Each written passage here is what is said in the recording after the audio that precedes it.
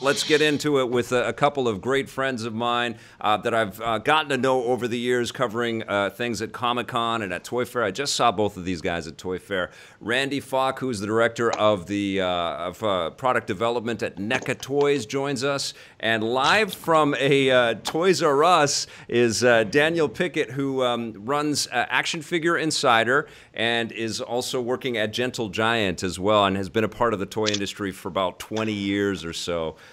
Both of you guys, and thank you so much for joining us, by the way. This is incredible. I'm big fans of both of you, and I love that I got you both on this thing. But it's a big topic. Both of you have been huge Toys R Us consumers for probably most of your life. Randy, do you have a memory of your first visit to Toys R Us? Maybe not first, but I can remember as far back as, say, somewhere around 4 or 5, going there and buying Megos, DC and Marvel Megos, which was my first big, collection before I got into Kenner Star Wars. So it's a place I always, always went. There's right by where I live, the one I grew up going to. I still visit, take my own things there. So it's pretty sad to see this happen, because it's such a part of my life for as long as I can remember. That's, over 40 years worth of being a customer and a consumer. And I remember, heck, in college when they started the Toys R Us credit card, I signed up for it immediately, because I don't care about frequent flyer miles or dining points. I want Toys R Us money, Daniel, I know that, as somebody that covers all of the ins and outs of action figures and stuff, you've been going to Toys R Us forever. Do you have some early memories about Toys R Us? It's funny, I don't remember going to we got a Toys R Us in my hometown of Tulsa, Oklahoma. I don't know, it was probably 8 or 9. So my earliest memories going there weren't of toys. It was buying cartridges for my Atari 2600. Yeah. They had an amazing gaming selection. So I remember buying a lot of ColecoVision cartridges, a lot of Commodore 64 games. So my earliest memories are of that, actually, that giant wall of games that they'd have where you pull the little slip and take it up front. Yeah, it's crazy. I was thinking about my memories too, and I remember that I bought the PlayStation 1 from Toys R Us, and there was a big, we're based in Vancouver in Canada, and the allotment of PlayStations, because it was a new foray for Sony, was pretty thin up in Canada, but I managed to get one from Toys R Us, and there was a huge line, and of course I bought tons and tons of figures out there. But how could this happen? Daniel, how is Toys R Us closing stores? It isn't happening in Canada as far as we know yet. It's one of the territories that doesn't seem to be affected. But in the States, they're closing them all over the place. How is this happening? Well, it's funny, a lot of folks kind of connect it to the things they don't like about Toys R Us. They think that things are too expensive or that sort of thing. But really, this started back in the 90s when Toys R Us was having some trouble, and they put themselves up for sale, and they were picked up by a company called Bain Capital and KKR, who kind of bought them as a real estate investment, because at the time, Toys R Us owned all of the land that their stores was on, and they liquidated a lot of that. So there's not a lot of stores owned by Toys R Us proper anymore. So they've been saddled with debt for a long time. And, eventually things like, Amazon and Walmart, that stuff does kind of chip away, but they were kind of in a losing position to start with ever since, they call it vulture capitalism took over. Yeah. Randy, I mean, you're in this relationship with retailers all across the country, getting NECA toys into these stores. I've bought many NECA figures at Toys R Us over the years. What does this mean for your company? What's going to happen now? Well, I mean, it certainly is not good. We'll feel a hit. Fortunately, the way our business is structured is kind of unique. We're not left with a lot of unpaid bills for the last, say, 4 years or so, maybe closer to 5. We've been merchandising and controlling our own space there, so we don't bring the goods to the distribution center for what they are going to order. We've been sort of controlling the inventory and the merchandising of all our product there. It's 5 years, mainly because when we had successes, if you go back to the first Pacific Rim, we had a really great sell-through when that product line came out, and Toys R Us wasn't able to react fast enough to reorder because they just didn't have the budget to bring in more, and it was more like, well, we'll just wait until, you know, the next series or until the home video release or whatever it was. And we said, you know, the sell-through is tremendous, like we should restock now, and they weren't able to do that. They couldn't react fast enough. Because of that, we restructured our business with them, and that we work with merchandisers all over the country in America that go out physically to the store and bring in our product and stock it and merchandise it. In the high volume stores, we were doing visits once a week, and then the B and C stores were every other week, or if it was like a real low volume, maybe once a month, but we were controlling that area. So we were getting paid weekly. So some of the stuff, if people are reading or following the story, there's companies like, you know, your bigger guys like your Hasbros and your MGAs and your Mattels that are, you know, unpaid, you know, 10, 20, $29 million on the line. Wow. Fortunately for us, that's, you know, not a factor, because that can put a smaller company like out of business. Yeah. We were good in that we were getting paid weekly and had weekly sell-through and controlled that space, knew exactly what was going on.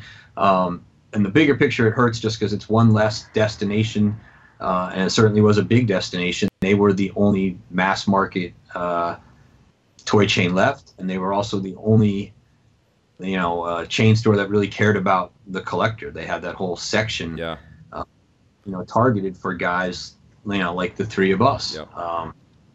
Target, Walmart don't have that focus, and I don't think care to, because it's not a big enough piece of the pie for them to be concerned about. But Toys R Us, you know, did do what they could, and had, you know, us and Mezco and Diamond and you know, now the Tamashii Nations, like they really made an effort to cater to the mature collector and have a nice section of different product that you know, previously could only get online or maybe in a comic book shop. And they have, Yeah, I mean, it's weird because usually on EP, it's always about, you know, what's coming up, what's new, you know, what's exciting, you know, what's cool, basically. And this is not cool. This is terrible news, but it's important news. And, you know, I think it's kind of analogous to what's been happening with media and in all of its facets, whether it's music or television or everything. Right. It's like we're going into this era of digital specificity, and you kind of have to know exactly what you want. And when a store like Toys R Us closes down, it kind of removes that, you know, you walk through and you stroll through a space and you discover stuff in a way, right, doesn't it, Daniel? Oh, absolutely. Yeah. That's going to be a lost art. It just is, because, you know, there will be places, I'm sure Target and Walmart will try and absorb some of this, but the sheer volume of stuff housed in a Toys R Us, like Randy said, there's a lot of little guys that aren't going to make it out of here because this was their kind of their main gig into retail. Yeah. So Randy, the way that Toys R Us was working with you and maybe some of the other partners out there is kind of similar to what Best Buy has been doing. Is like they have little mini stores, basically. They have all of the square footage and they give you a section of it to kind of run your own store in a way. Yeah, I mean, Best Buy does it a little bit differently. They don't work directly with the manufacturer, but more like a rep group that sort of services that space, and then they decide what trend, you know, or what vendors they're going to work with. Our relationship, as far as I know, is really unique with Toys R Us, and it also helped us to. It's sad for me because I'm, you know, born and raised in New Jersey.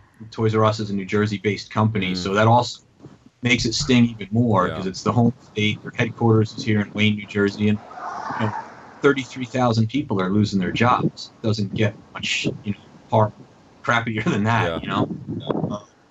But our relationship with them was unique to the other vendor, as far as I know. You know, with other retailers now, like Best Buy and GameStop and Target, to try to get you know, some of the products in there. But there's only certain things that they're not going to embrace the whole line. There's a certain key, like marquee around a game release or a movie that's real hot. We'll try it, but the bigger like breadth of what we do, they don't have the real estate to embrace it. Yeah. You know, they don't think there's enough customers. I was 6 to 24 feet you demolishing that Toys R Us in the background? Daniel, do us a favor. Of course, Cup your microphone like this. Oh, you can't see me. Put your hand over your microphone, and it'll keep the. That's it. It's up a little bit like that. Yeah, it'll keep it more sort of contained to you. There's a giant trash truck across the street. That's what we're doing. That's even sadder. But we had like anywhere from 16 to 24 feet in Toys R Us, depending on the store. That's awesome. We're going to get maybe like 2 feet Yeah. in a GameStop or a Target, and that's just the reality of what this is, and it sucks. No doubt about it. Was it a big chunk of, or has it been a big chunk of your overall sales, or do you do more at like a comic? Because NECA is kind of like the, it's a collector's market really, and comic stores and things like which are also facing their own challenges. Right. Was Toys R Us a big part of your business? In the U.S., definitely. Yeah. It accounts for a large percentage. And, the thing that you were sort of mentioning before, like that ability to sort of walk around, that's where it's going to hurt the most, because the core collector who's a fan, what we do, they'll always find the product. They're savvy enough to go online or to use an online source like a Big Bad Toy Store or something like that, or their local comic shop. But the bigger difference in the volume we're not going to be able to make up easily is that Toys R Us, you had the browser.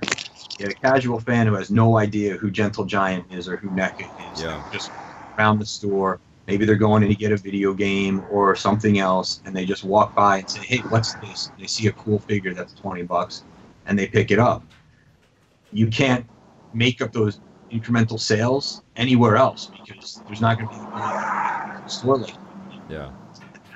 That's the thing that, you can try targeted marketing online, you can try, but there's nothing that takes place of that impulse buy. Someone just walks up and sees something they've never seen before and picks up the package and buys it. I would go to Toys R Us weekly, not just to see how our section was merchandised, but to see what else is out there and check out other figures. Even something as weird as like Grocery Gang, which reminded me of figures line. Like I'll buy something like that, and I only found it just because it was sitting on the table. Right.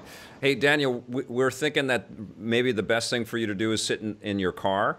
It's amazing that we have the backdrop there, but we're getting so much of the street noise that it's going to be a little bit hard to hear you. So while Daniel's moving, I'll ask you a little bit about the stuff that's coming up from NECA. You've got I was at Toy Fair and I raved about the God of War figure, and you've got the 18-inch Deadpool and some other stuff. What are you super hot about? What's coming up this year from you guys? Well, like you said, God of War is doing great, and thankfully, since there's a big game release coming and TV advertising around it, that figure is in like Target right now and in Best Buy right now. So that's awesome. There's 2 other venues. One of the biggest successes out of Toy Fair is Pennywise, because it was such a big hit last year, and we have the 2017 Pennywise and the 1990 Pennywise. Those will be out later this year. Those will definitely, do really well. Horror as a category overall has been great. We've been doing great with all the Freddys and Jasons and Ultimate Chucky last year. So it's fun expanding on that. I grew up with all those movies, so it's a blast to, sort of now go back and do definitive versions from each film of all those characters. I love that you guys haven't let up on the video game stuff though either. Like the Crash Bandicoot was one that really surprised me when I saw that. I thought it was really, really great. Yeah, that's an important one, because Crash had some toys, but it was like 20 years ago. And then once those remasters came out last year, I think it did way better than anyone expected. Did the remaster collection for PS4. Yeah. And we've been trying to do something with Crash for a number of years, so it's great to see it finally happen. For me, after Mario and Sonic, Crash is the next, big icon, and I have great memories of playing those games on the original PlayStation, like you were mentioning before, picking the PlayStation up when it came out. Crash was such a part of that experience. So now to go back and do a whole collection. We've got a few different versions of Crash that we showed at Toy Fair, and we're working on some of the secondary characters now, and some deluxe versions of things like the hoverboard and the jet. And again, talking to other retailers, especially with the demise of Toys R Us, looking at GameStop, Target, right. Yeah, and Best Buy. GameStop's moving more into that. Yeah. Daniel, we're getting the car stereo coming through your microphone. It's always something. Technology is amazing, and we can do so many things. But Daniel, one of the things that I recognized at Toy Fair this year is that Gentle Giant, who's the company that you work with as your day job now, is also getting back into the consumer market. Was Toys R Us part of the plan and part of the strategy? Because you guys have been more specialized and higher end stuff, and now you're going to try to do a little more mass market stuff with your content, right? Right. Yeah. We were certainly talking to them, but we were fortunate that the news came out around the same time as we were planning all that. So, we're again not one of those companies that are in it for millions of dollars, like Randy said, like the Hasbros and the Mattels of the world. Yeah. We've got some footage of some of the stuff that is coming up. Can you tell us a little bit about what's coming from Gentle Giant this year? Sure, yeah. So we're kicking off a new division called Gentle Giant Toys that is really focusing, we kind of say the junior collector, kind of talking about the people that, don't always go in for,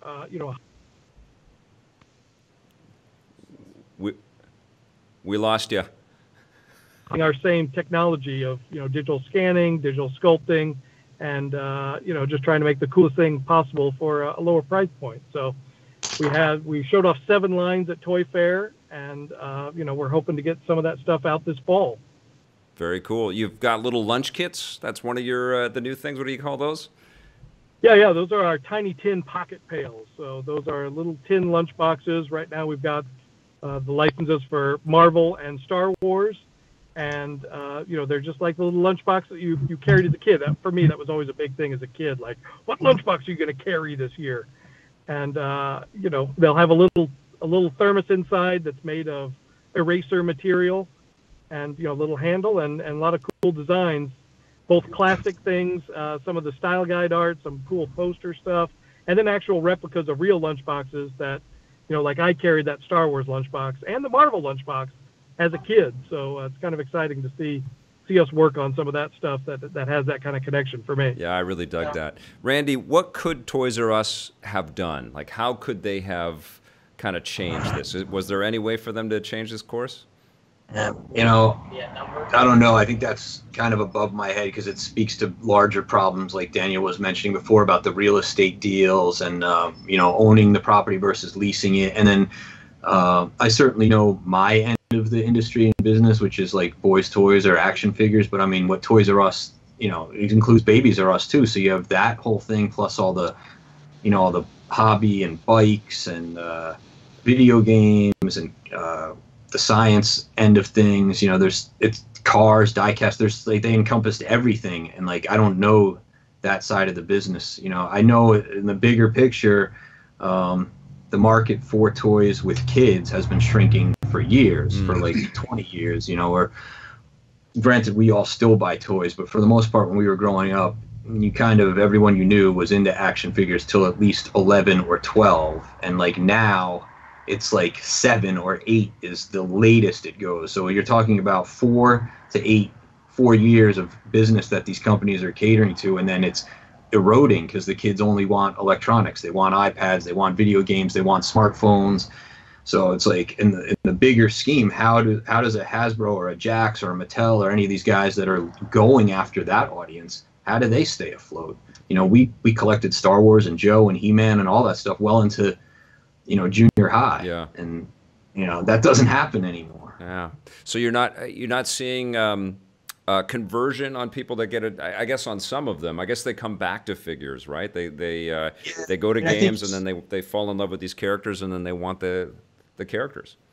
Yeah, I mean, you're seeing it like that 20-year cycle. You saw it with Ninja Turtles. I think now you see it with Power Rangers. Those kids who grew up with that, they have the nostalgia then, and then 20 years later, they're going back and buying their, the stuff they grew up with, either mint and package or completing loose sets and stuff like we've done with Star Wars or Joe or what have you. Yeah.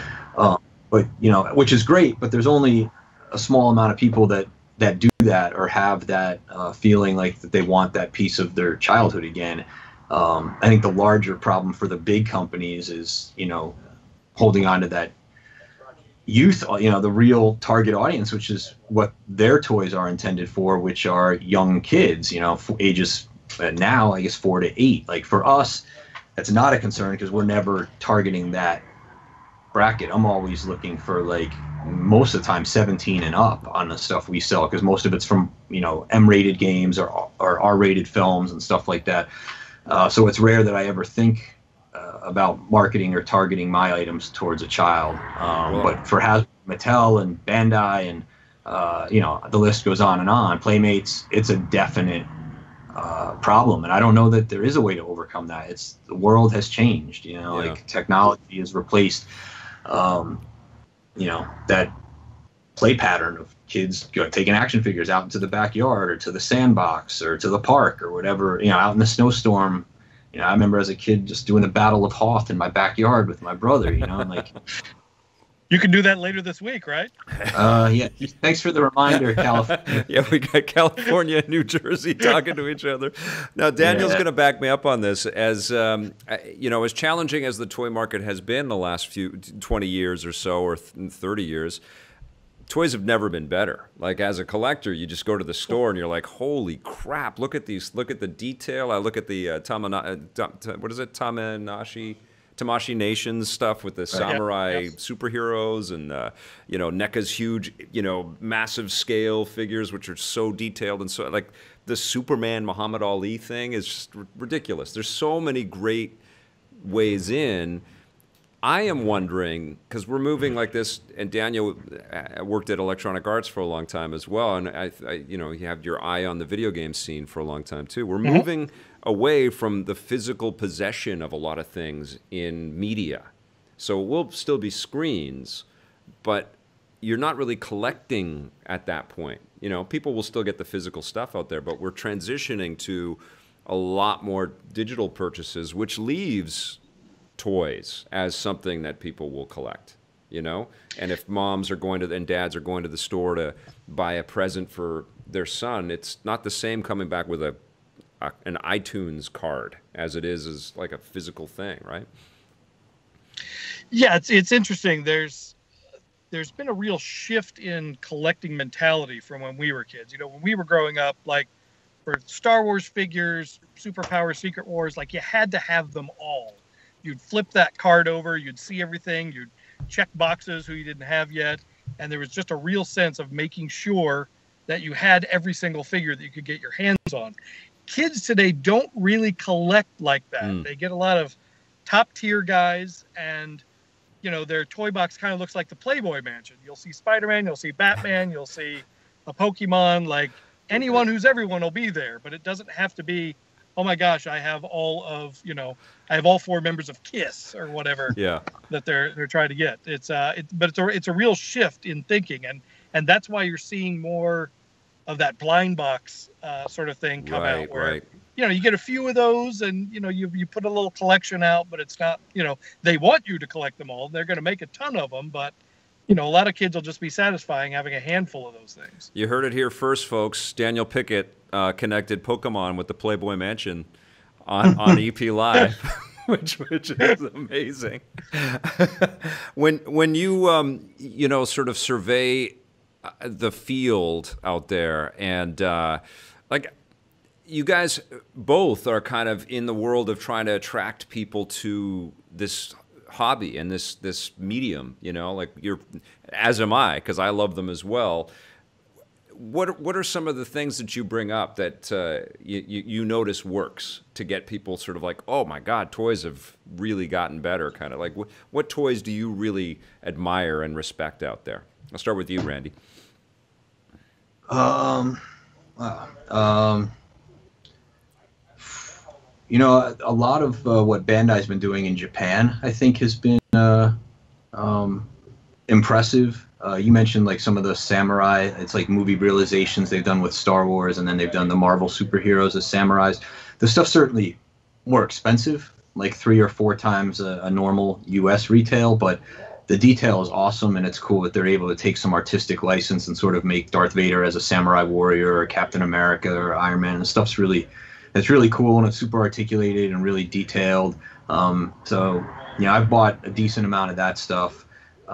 Just 'cause I think it's fun and it's different. Because how many just regular movie versions of Darth Vader and Boba Fett and so forth do I already have? Yeah. But to sort of have reinterpreted in samurai form, and it also kind of makes sense because a lot of the concept artwork and design that Macquarie used when they did Vader was based on feudal, Japanese samurai armor and stuff. So it kind of comes full circle, which is neat.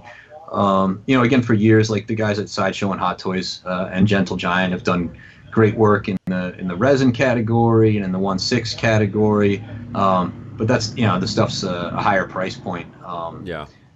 And probably wouldn't be affected by Toys R Us because it's more of a direct-to-consumer market. But they do nice work. It's cool to see. Like you said, there's so much out there now, and it's so well done. And I think a lot of that is because the people creating it, like myself or Daniel and people he works with, we all grew up in that heyday of the late 70s and early 80s, where maybe the toys weren't as detailed, but our imaginations were able to run wild with stuff like Star Wars Joe and He-Man, whether it's the mini comics or the Joe file cards. Like, the play pattern was there. We loved these toys and were encouraged to sort of live out our own adventures and recreate our own stories with all of these characters. And that fueled our imaginations. I know mine for, thousands of hours, when I wasn't in school, after school, weekends. Like, those toys were such a huge part of my life. It led me down the path to do what I do now. Like, that's and plus the toys were there, and the blockbuster movies were there to support those toys as well, right? It was a golden age for, like, video games erupted out of all of that as well. It was no end of fun right back then. Yeah, exactly. And another interesting thing that Daniel mentioned about the sort of completist or collector mentality not existing with kids today. I think that is true because kids aren't into it as long. They don't form that connection. But I think it's also cause and effect. This is part of the manufacturer side, is like these bigger guys are looking to save a buck on their packaging, like the Hasbros and Mattels. So everything's trilingual now. There's not just English packaging, and there's no cross-sell. Yeah. So the glorious thing we had as kids, you would turn over that card back, you'd have all 92 Star Wars figures or all 30 Joes that were currently available, and you would sit there and look at them and check off or circle what you wanted or what you had.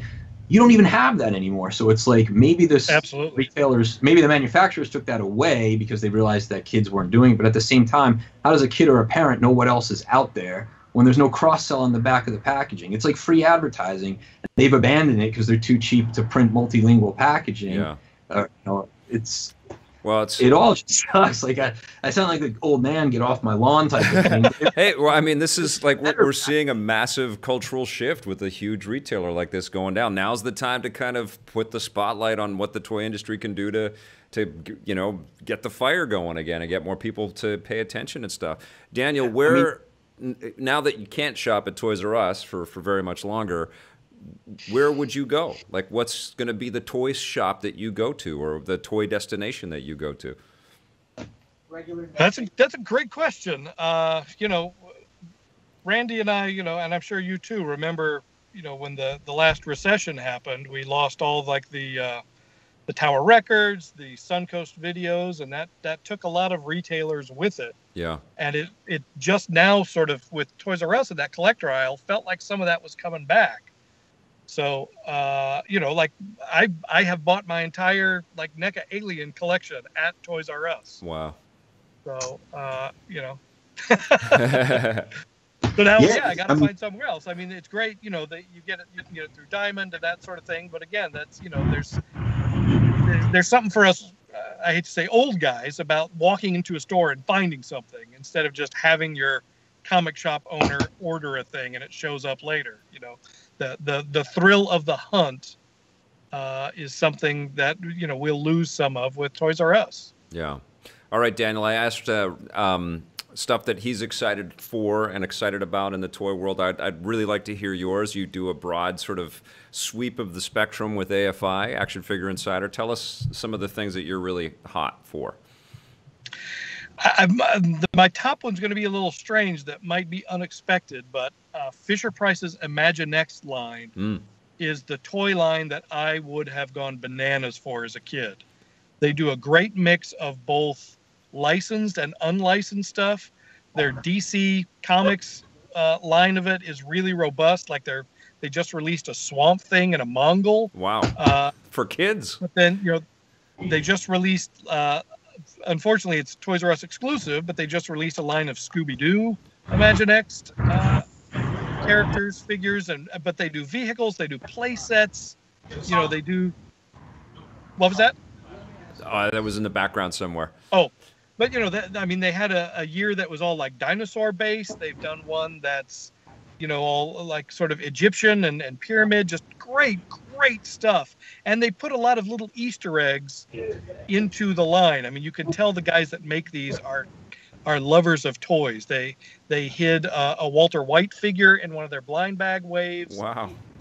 They stuck the little monster grate from Castle Grayskull on the bottom of a So this line is for kids, but clearly they're thinking of the parents that are buying these things for their kids.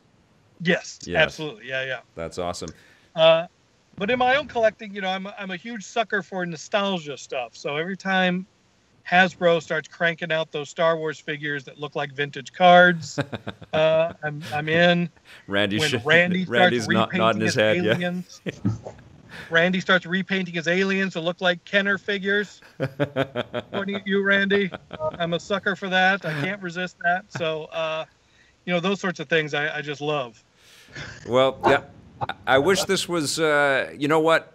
Let's let this blow over and the dust settle a little bit. And maybe after Comic-Con or something, I'll probably see you guys or touch base with you guys. But we'll reconvene and we'll talk about happier times ahead for the toy business and other things coming up. Go ahead, Daniel. Quickly, though, I just want to mention, did you guys hear the rumor about KB Toys coming back over the weekend? No. That's cool. Yeah. So there's a guy on LinkedIn that runs a capital firm that buys up sort of old IPs, and he bought KB back in 2016, and he says that they were working on a plan to compete with big box stores like Toys R Us. So they were already in the works, and now that this news of Toys R Us going out of business has been announced, they're trying to accelerate their plans, and he would like to have KB stores open again by December. I think that's ambitious. And, we'll have to see. I personally, I won't believe it till I'm standing in one, but it's just an interesting thing that sprung up out of all of this. Yeah, I mean, from what I understand is that because they're not closing them in Canada and they're saying they're doing fine up here. But from what I understand, there was actually money coming through, but it was all the debt and all of the legacy business stuff that was really crushing the Toys R Us brand, it's all so unfortunate. And I wish I had you guys on for a happier thing. So let's make that happen. I like this idea of the three of us chatting like this because we are fellow toy nerds. And thank you both for being on EP Live. And Randy, special shout out to you because I know you must have buds that work just down the street at Toys R Us that are just going through hell right now. And if you can wish them well from us, please do. Will do. All right, buddy. You guys take care. Thank you so much.